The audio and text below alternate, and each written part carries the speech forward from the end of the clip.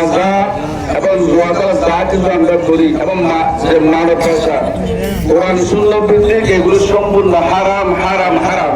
আপনারা কি একমত? এর মধ্যে আমাদের সবচেয়ে খারাপ সেটা হচ্ছে মানব প্রসার।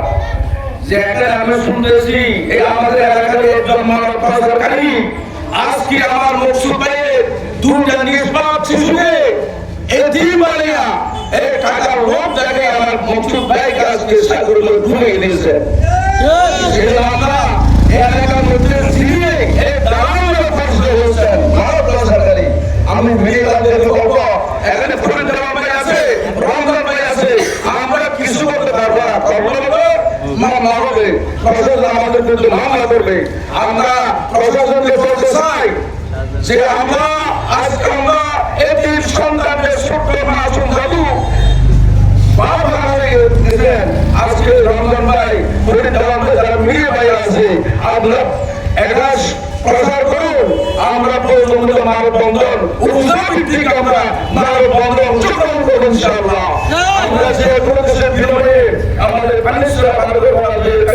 আমরা সারা নবকাশ ইউনিয়নকে মাদক সোয়া মাদক মানব প্রচারকারীদেরকে আমরা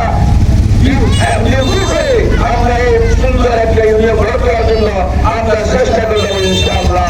সবাইকে আমরা আহ্বান জানাচ্ছি যিনি দালাল হিসেবে মানব প্রচারকারী হিসেবে এখানে পরিচিত যে নামটা ঘোষণা করা হয়েছে সেই নামটা বাছাই করে প্রশাসনকে আমি অনুরোধ করবো, দুনিয়া বাইরেকে আমি অনুরোধ করবো সে সেই হোকের যে দেশের লোক তাকে অতি সত্তর গ্রেপ্তার করে এই মকসুদ ভাই আমার ছোট ভাই তাদেরকে আজকে আমরা খুঁজে পাচ্ছি না।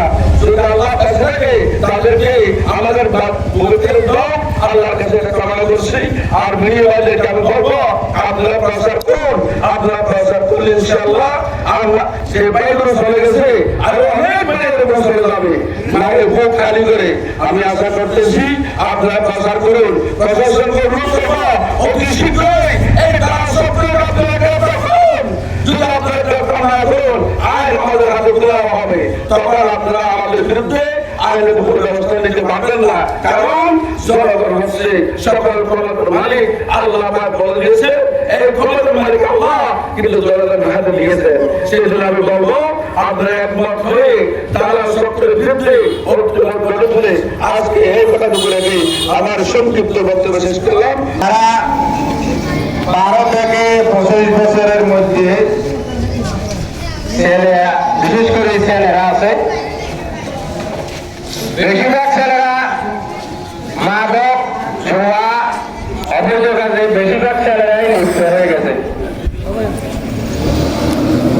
তো এটার জন্য সর্বপ্রথম যারা অভিভাবক আছেন, পিতা মাতা বড় ভাই পরিবারের অভিভাবক যারা আছে তাদের অসচেতনতার কারণে অসাবধানতার কারণে ছেলেমেয়েদের গাইড না দেওয়ার কারণে বিশেষত এই খারাপের দিকে ছেলেরা ধাবিত হচ্ছে।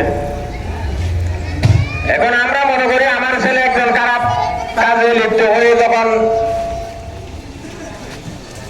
সন্ত্রাসী কর্মকাণ্ডে জড়িত হয়, এটা নিয়ে কিছু কিছু অভিভাবক আছে এটা নিয়ে গর্ববোধ করে, গৌরব করে।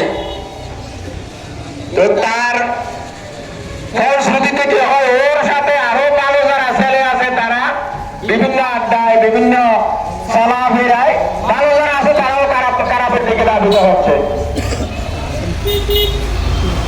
সর্বপ্রথম আমাদের যারা অভিভাবক আছে বিগত সময়ে যদিও বা সচেতন না হলেও এখন সচেতন হওয়া খুবই জরুরি হয়ে পড়েছে। রাত্রে আমরা মাঝে মধ্যে বাজারে বাজারে গেলে ওদিক থেকে আসার সময় রাস্তাঘাট, school, primary school, high school, স্কুলের মাঠ, বিভিন্ন অলিগলি, চায়ের দোকান, পাড়ার মধ্যখানের দোকান এবং এই যে আমাদের পাড়ার মধ্যে যে সমস্ত রাস্তা আছে ওখানে সারা রাত আড্ডা করে পারে না, কাল ছেলে রাত্রে করে আসে নাই। এগুলো তো আপনাদের জানার কথা। তারপরে যদি আমাদের সন্তানদের গাইড না দেন তাহলে সন্তানের কারণে আপনারা লাঞ্ছিত হবেন, আপনারা ক্ষতিগ্রস্ত হবেন।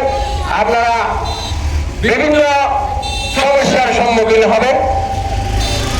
আর এই যে মানব পাচারের বিষয়ে আমি একটা কথা বলি। এখানে সাংবাদিক ভাইরা আছেন, মুরব্বী সমাজ আছেন, আলেম সমাজ আছেন, যারা প্রকৃত দোষী তদন্ত সাপেক্ষে সাংবাদিক ভাইদের মাধ্যমে তাদেরকে আইনের কাছে সুপর্দ করেন এবং যথাযথ আইনের মাধ্যমে তাদের শাস্তির ব্যবস্থা করবেন, এই আশাটুকু ব্যক্ত করে এবং আবারও আমি এই বাণিজ্যের জনগণকে সচেতন হওয়ার জন্য, সাবধান হওয়ার জন্য, যার ছেলে তার গায়ে রাখার জন্য, যে ছেলে অভিভাবকের কথা শুনে না অভিভাবকের সাথে বেয়াদবি করে, এখানে সমাজের নেতৃবৃন্দ আছে, মেম্বার আছে, চেয়ারম্যান আছে এবং প্রশাসন আছে। আপনারা তার ছেলে তার মাধ্যমে ব্যবস্থা নেন।